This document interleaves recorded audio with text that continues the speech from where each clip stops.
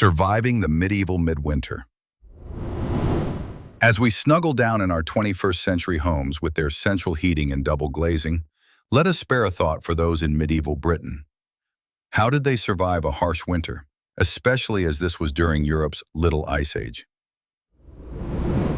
Christmas is now firmly behind us, but we still find ourselves in the depths of a bleak midwinter, at least if you live in the Northern Hemisphere. Here in the UK, we are in the grip of a January cold snap.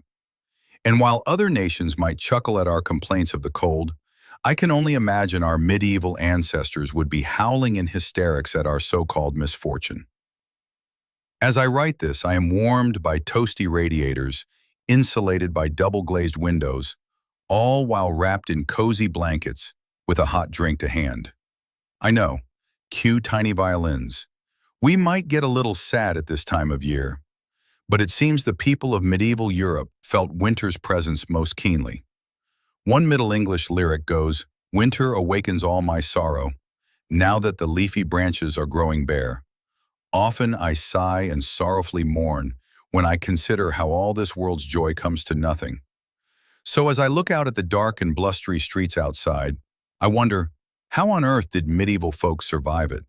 Their fortitude and resilience must have been great, particularly in the latter centuries of the medieval period as Europe entered into the Little Ice Age, which was not so little, roughly lasting from 1300 to 1870. The onset of this Little Ice Age brought grueling, cold winters across Europe. Not even the Mediterranean South was safe from the bitter spells. In 1359, one Italian chronicle recorded that the snow rose to an extraordinary height. So to lighten up the roofs, the snow was thrown into the streets, and some of the towns were blocked so the inhabitants were trapped for several days in their homes.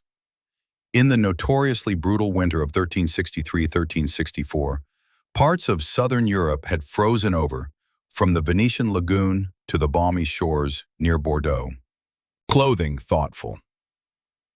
Without modern accoutrements, like electric blankets or central heating, winter could be a frightening time during the Middle Ages. So, curious, how did they cope? One obvious way to protect yourself against a bleak midwinter is clothing. Outerwear like cloaks, scarves, and mittens were typically made of wool and worn over linen undergarments to minimize the fabric's disgusted itchiness. Here, people opted for plenty of thick layers to keep out the cold. Garments might also be lined with fur, more common amongst the wealthier classes. English sumptuary laws prohibited peasants from wearing finer furs, and so the peasantry opted for rabbit or lamb. During the Little Ice Age in 1363, one sumptuary code allowed only lamb, rabbit, cat, and fox furs for the wives and daughters of craftspeople and landowning peasantry. Warm clothing was absolutely essential, even indoors, as medieval houses often had a surprised, gaping hole in the roof. Emphatic, yes, you heard me right.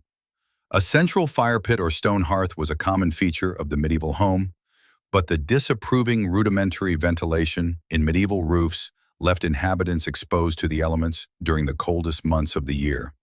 Windows rarely had glass, which also worsened the drafty interiors of medieval buildings. So wrapping up warm was a must at all times. Food.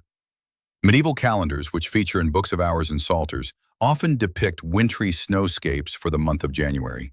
These calendars would illustrate certain activities associated with each month, with feasting and warming oneself by the fire among the New Year activities.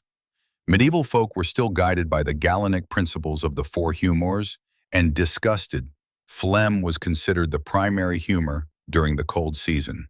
While contemporary sources cautioned against overindulgence, relishing, fine red wine, and hot meats like mutton, pigeon, and other roasts were recommended to balance the humors. The richer diet might also feature butter, figs, cheese, and grapes to help combat the phlegmy effects of winter. The peasant's table, on the other hand, might not have been so blessed with rich feasts. Explanatory, pottage was a staple meal for many, especially the medieval peasantry, a mixture of root vegetables, legumes, and grains, thrown together and boiled in a pot. Positive. Convenient and warming, pottage was a thick, hearty stew made with seasonal ingredients and flavored with herbs like parsley. While peasant pottage kept to simple and readily available ingredients, wealthier households might have enhanced theirs with meat and luxury spices such as saffron. For the average peasant, meaty dishes would have been emphatic, sparing, with a small exception made for the festive period. Reassuring.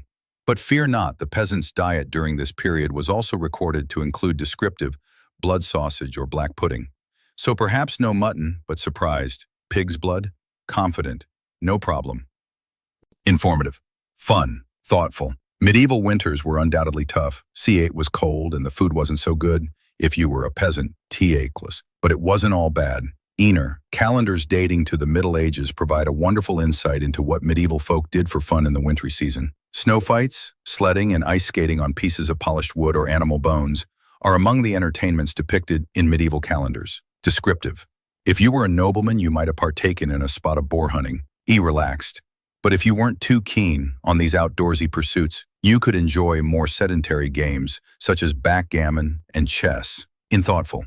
January was a slower month in the working man's calendar since it included the tail end of the festive period, ending with Epiphany on 6 January, a fairly raucous affair, CX, but also because January was considered too cold to till the fields. Optimistic. So with work on the back burner, not all work, mind, medieval people had a little extra time on their frosty hands to find moments of joy in an otherwise brutal midwinter. Informative.